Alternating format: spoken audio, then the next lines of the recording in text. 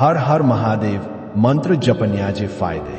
या मंत्राच्या जपाने तुम्हाला अनेक लाभ मिळू शकतात. सकारात्मक ऊर्जा.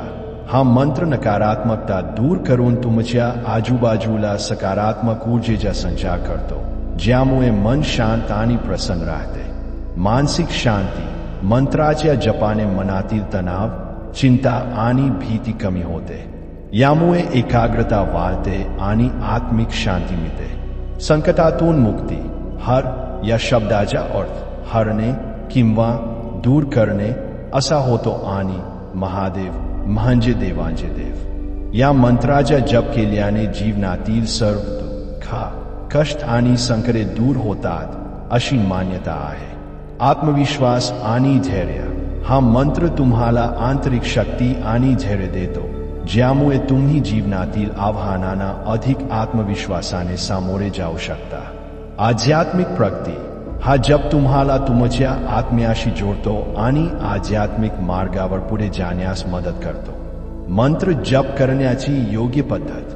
मंत्र जप करताना काही गोष्टींचे पालन करणे आवश्यक आहे. दिशा. जप करताना तुमचे तोंड पूर्व किंवा उत्तर दिशेला असावे. उत्तर दिशा ही कैलास पर्वताची दिशा असल्यामुळे जप करण्यासाठी ही दिशा अधिक शुद्ध मानली जाते. जप करण्यासाठी रुद्राक्षाच्या माळेचा वापर करणे उत्तम मानले जाते, कारण रुद्राक्ष भगवान शंकराला अत्यंत प्रिय आहे. मंत्र जप कोणत्याही वेळी करता येतो, पण सकाळी लवकर स्नान करून जप करणे अधिक फलदायी मानले जाते. नियमितता. या मंत्राचा जप रोज नियमितपणे करावा.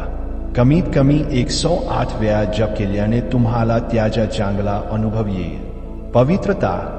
जप करण्यापूर्वी स्नान करून स्वच्छ कपडे घाला आणि शांत, स्वच्छ ठिकाणी बसा. सर्वात महत्त्वाची गोष्ट म्हणजे तुम्ही संपूर्ण श्रद्धेने आणि एकाग्रचित्ताने मंत्र जप करावा.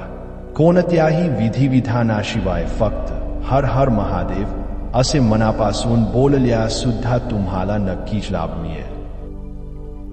ओम तत्पुरुषाय विद्महे महादेवाय धीमहि तन्नो रुद्राय प्रचोदयात्.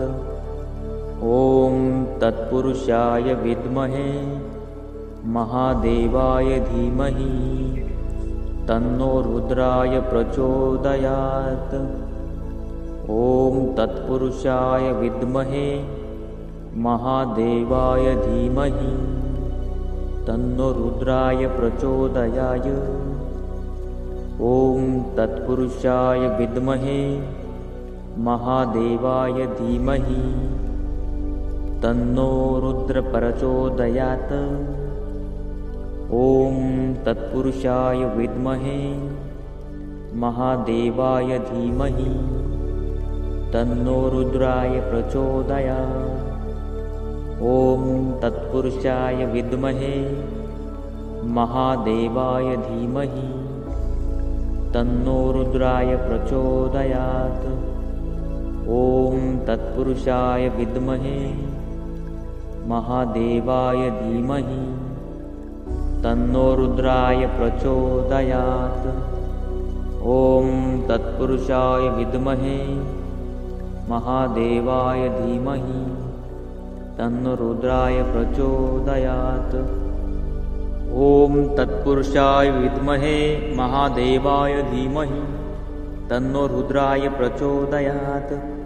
ओम तत्पुरुषाय विद्महे महादेवाय धीमहि तन्नो रुद्राय प्रचोदयात्. ओम तत्पुरुषाय विद्महे महादेवाय धीमहि तन्नो रुद्राय प्रचोदयात्. ओम तत्पुरुषाय विद्महे महादेवाय धीमहि तन्नो रुद्राय प्रचोदयात्. ओम तत्पुरुषाय विद्महे महादेवाय धीमहि तन्नो रुद्राय प्रचोदयात्. ओम तत्पुरुषाय विद्महे महादेवाय धीमहि तन्नो रुद्राय प्रचोदयात्. ओम तत्पुरुषाय विद्महे महादेवाय धीमहि तन्नो रुद्राय प्रचोदयाय। ॐ तत्पुरुषाय विद्महे महादेवाय धीमहि तन्नो रुद्र प्रचोदयात्। ॐ तत्पुरुषाय विद्महे महादेवाय धीमहि तन्नो रुद्राय प्रचोदयात्। ॐ तत्पुरुषाय विद्महे महादेवाय धीमहि तन्नो रुद्राय प्रचोदयात्। ॐ तत्पुरुषाय विद्महे महादेवाय धीमहि तन्नो रुद्राय प्रचोदयात्। ॐ तत्पुरुषाय विद्महे महादेवाय धीमहि तन्नो रुद्राय प्रचोदयात्। ॐ तत्पुरुषाय विद्महे महादेवाय धीमहि तन्नो रुद्राय प्रचोदयात्। ॐ तत्पुरुषाय विद्महे महादेवाय धीमहि तन्नो रुद्राय प्रचोदयात्। ॐ तत्पुरुषाय विद्महे महादेवाय धीमहि तन्नो रुद्राय प्रचोदयात्। ॐ तत्पुरुषाय विद्महे महादेवाय धीमहि तन्नो रुद्राय प्रचोदयात्। ॐ तत्पुरुषाय विद्महे महादेवाय धीमहि तन्नो रुद्राय प्रचोदयात्। ॐ तत्पुरुषाय विद्महे महादेवाय धीमहि तन्नो रुद्राय प्रचोदयात्। ॐ तत्पुरुषाय विद्महे महादेवाय धीमहि तन्नो रुद्राय प्रचोदयाय। ॐ तत्पुरुषाय विद्महे महादेवाय धीमहि तन्नो रुद्र प्रचोदयात्। ॐ तत्पुरुषाय विद्महे महादेवाय धीमहि तन्नो रुद्राय प्रचोदयात्। ॐ तत्पुरुषाय विद्महे महादेवाय धीमहि तन्नो रुद्राय प्रचोदयात्। ॐ तत्पुरुषाय विद्महे महादेवाय धीमहि तन्नो रुद्राय प्रचोदयात्। ॐ तत्पुरुषाय विद्महे महादेवाय धीमहि तन्नो रुद्राय प्रचोदयात्। ॐ तत्पुरुषाय विद्महे महादेवाय धीमहि तन्नो रुद्राय प्रचोदयात्। ॐ तत्पुरुषाय विद्महे महादेवाय धीमहि तन्नो रुद्राय प्रचोदयात्। ॐ तत्पुरुषाय विद्महे महादेवाय धीमहि तन्नो रुद्राय प्रचोदयात्। ॐ तत्पुरुषाय विद्महे महादेवाय धीमहि तन्नो रुद्राय प्रचोदयात्। ॐ तत्पुरुषाय विद्महे महादेवाय धीमहि तन्नो रुद्राय प्रचोदयात्। ॐ तत्पुरुषाय विद्महे महादेवाय धीमहि तन्नो रुद्राय प्रचोदयात्। ॐ तत्पुरुषाय विद्महे महादेवाय धीमहि तन्नो रुद्राय प्रचोदयाय। ॐ तत्पुरुषाय विद्महे महादेवाय धीमहि तन्नो रुद्र प्रचोदयात्। ॐ तत्पुरुषाय विद्महे महादेवाय धीमहि तन्नो रुद्राय प्रचोदयात्। ॐ तत्पुरुषाय विद्महे महादेवाय धीमहि तन्नो रुद्राय प्रचोदयात्। ॐ तत्पुरुषाय विद्महे महादेवाय धीमहि तन्नो रुद्राय प्रचोदयात्। ॐ तत्पुरुषाय विद्महे महादेवाय धीमहि तन्नो रुद्राय प्रचोदयात्। ॐ तत्पुरुषाय विद्महे महादेवाय धीमहि तन्नो रुद्राय प्रचोदयात्। ॐ तत्पुरुषाय विद्महे महादेवाय धीमहि तन्नो रुद्राय प्रचोदयात्। ॐ तत्पुरुषाय विद्महे महादेवाय धीमहि तन्नो रुद्राय प्रचोदयात्। ॐ तत्पुरुषाय विद्महे महादेवाय धीमहि तन्नो रुद्राय प्रचोदयात्। ॐ तत्पुरुषाय विद्महे महादेवाय धीमहि तन्नो रुद्राय प्रचोदयात्। ॐ तत्पुरुषाय विद्महे महादेवाय धीमहि तन्नो रुद्राय प्रचोदयात्। ॐ तत्पुरुषाय विद्महे महादेवाय धीमहि तन्नो रुद्राय प्रचोदयाय। ॐ तत्पुरुषाय विद्महे महादेवाय धीमहि तन्नो रुद्र प्रचोदयात्। ॐ तत्पुरुषाय विद्महे महादेवाय धीमहि तन्नो रुद्राय प्रचोदयात्।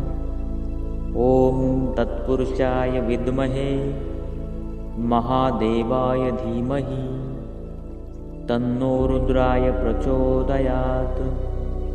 ॐ तत्पुरुषाय विद्महे महादेवाय धीमहि तन्नो रुद्राय प्रचोदयात्। ॐ तत्पुरुषाय विद्महे महादेवाय धीमहि तन्नो रुद्राय प्रचोदयात्। ॐ तत्पुरुषाय विद्महे महादेवाय धीमहि तन्नो रुद्राय प्रचोदयात्। ॐ तत्पुरुषाय विद्महे महादेवाय धीमहि तन्नो रुद्राय प्रचोदयात्। ॐ तत्पुरुषाय विद्महे महादेवाय धीमहि तन्नो रुद्राय प्रचोदयात्। ॐ तत्पुरुषाय विद्महे महादेवाय धीमहि तन्नो रुद्राय प्रचोदयात्। ॐ तत्पुरुषाय विद्महे महादेवाय धीमहि तन्नो रुद्राय प्रचोदयात्। ॐ तत्पुरुषाय विद्महे महादेवाय धीमहि तन्नो रुद्राय प्रचोदयात्। ॐ तत्पुरुषाय विद्महे महादेवाय धीमहि तन्नो रुद्राय प्रचोदयाय। ॐ तत्पुरुषाय विद्महे महादेवाय धीमहि तन्नो रुद्र प्रचोदयात्। ॐ तत्पुरुषाय विद्महे महादेवाय धीमहि तन्नो रुद्राय प्रचोदयात्। ॐ तत्पुरुषाय विद्महे महादेवाय धीमहि तन्नो रुद्राय प्रचोदयात्। ॐ तत्पुरुषाय विद्महे महादेवाय धीमहि तन्नो रुद्राय प्रचोदयात्। ॐ तत्पुरुषाय विद्महे महादेवाय धीमहि तन्नो रुद्राय प्रचोदयात्। ॐ तत्पुरुषाय विद्महे महादेवाय धीमहि तन्नो रुद्राय प्रचोदयात्। ॐ तत्पुरुषाय विद्महे महादेवाय धीमहि तन्नो रुद्राय प्रचोदयात्। ॐ तत्पुरुषाय विद्महे महादेवाय धीमहि तन्नो रुद्राय प्रचोदयात्। ॐ तत्पुरुषाय विद्महे महादेवाय धीमहि तन्नो रुद्राय प्रचोदयात्।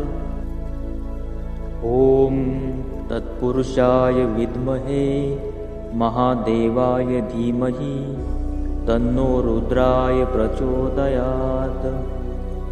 ॐ तत्पुरुषाय विद्महे महादेवाय धीमहि तन्नो रुद्राय प्रचोदयात्।